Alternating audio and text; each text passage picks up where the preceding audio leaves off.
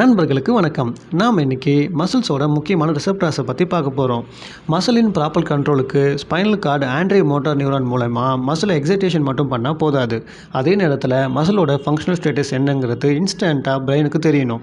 குறிப்பாக மசிலோட current length என்ன, muscle எந்த அளவுக்கு டென்ஷன் உருவாகிருக்கு, இது போன்ற தகவல்களை மசிலும் டெண்டானும் 2 ஸ்பெஷல் ரிசெப்டார்ஸ் மூலமா பிரெயினுக்கு அதிவேகமாக தெரிவிக்குது. அதுதான் மசில் ஸ்பிண்டல் அண்ட் கோல்கி டெண்டான் ஆர்கன். இந்த மசில் ஸ்பிண்டல் மசிலோட பெல்லி முழுக்க பரவி இருக்கும்.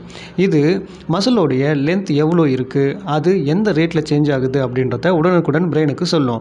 கோல்கி டெண்டான் ஆர்கன் மசிலோட டெண்டானில் இருக்கும். இது டெண்டானோட டென்ஷன் எவ்வளோ இருக்குது, அந்த டென்ஷன் எவ்வளோ ரேட்டில் சேஞ்ச் ஆகுதுன்றத சொல்லும்.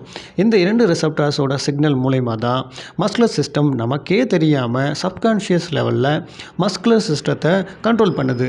இதனால தான் இதை ஸ்ட்ரெச் ரிஃப்ளெக்ஸ்னோ கோல்கி டெண்டான் ரிஃப்ளெக்ஸ்னோ சொல்கிறோம்.